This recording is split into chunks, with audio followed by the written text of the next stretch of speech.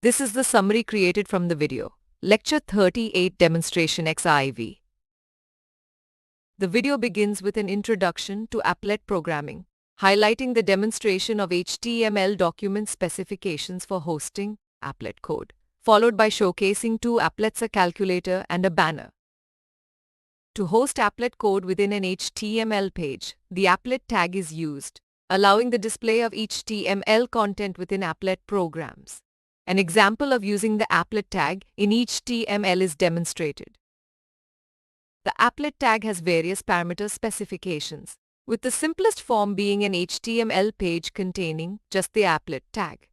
Relevant parameters of the applet tag are examined one by one.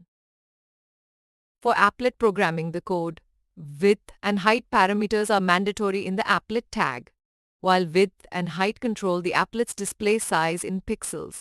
Changing these values in the HTML file alters the applet size without recompiling the code.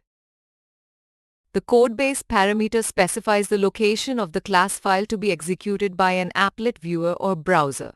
If the files are in the same directory, no codebase specification is required.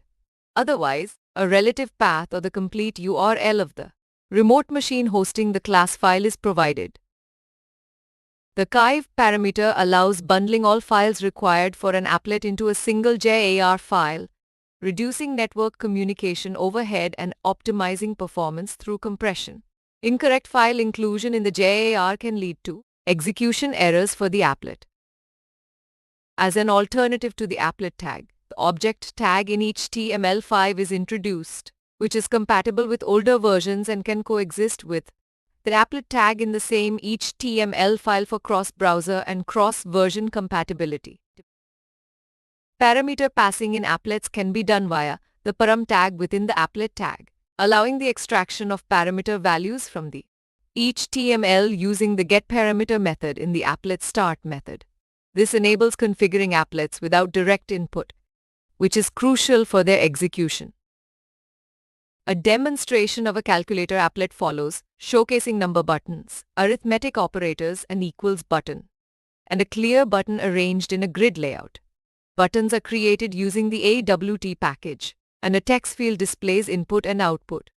Event listeners handle user actions, and the getAction command method retrieves the button value.